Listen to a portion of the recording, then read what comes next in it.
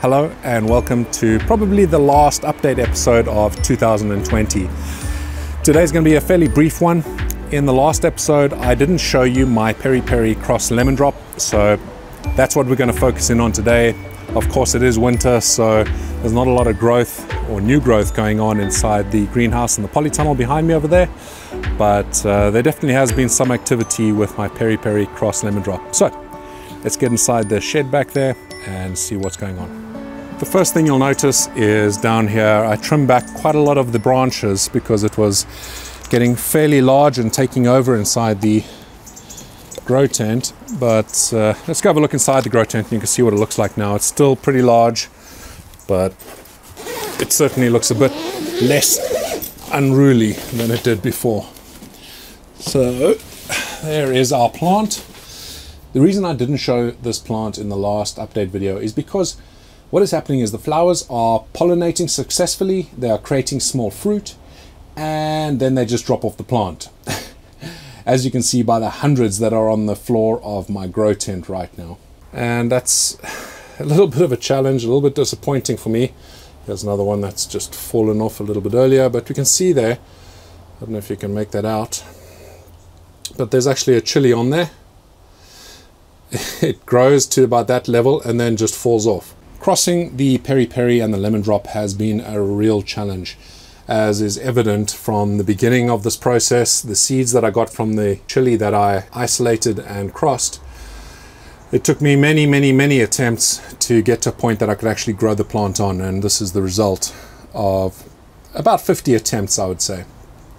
But we have a plant here. It's had some very interesting flowers and also some leaves. We can see back here, that's a very weird looking leaf back there.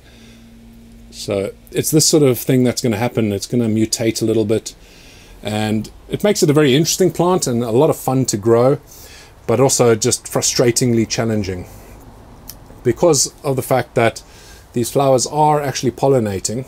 And we can see there's one. It's pollinated. There is a little pepper inside there. And I just hope that it's going to grow beyond a point that the other ones have that have just fallen off. So I really am desperate to get a nice ripe pepper off this. And the second generation is going to be a lot easier to grow on. So we can see here there's some weird things going on. These leaves, they look typical Piri Piri leaves over there. So that is pretty normal. That one back there, that's a bit of a furry leaf, as you would expect from a bactum, or a pubescens actually, capsicum pubescens. But you can see there's some shiny leaves, there's some bumpy leaves, there's some furry leaves, and then of course, like I showed you before, there's these very strange little growths as well. At the moment I have my nutrients down here. Probably need to fill this up again. I have a little heater in there as well. You can kind of see that down there. It's at 28 degrees Celsius, so it's at a nice temperature, and that's great for the roots. I've also got a little heater over here. This is just keeping the frost at bay because at the moment it is getting very frosty in the evenings. And of course I've got my automation just doing the flooding of the system into that pot over there. The environment inside the grow tent is absolutely ideal for growing chilies. I've set up the temperature and the humidity so that it's just what the plants need.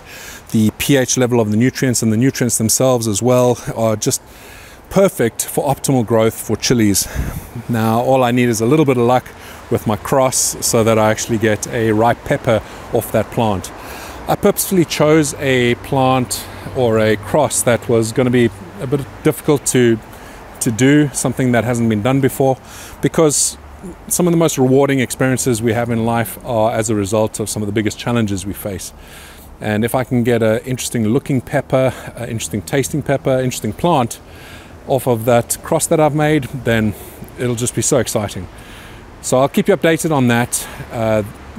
It'll be early next year before the next video where I show hopefully some progress with that plant, and hopefully we're going to show you an interesting looking chili. But this video is the last one I'm doing for 2020. It's been a hell of a year. Next week, Friday, is Christmas Eve, and I'm going to be relaxing a little bit with my family.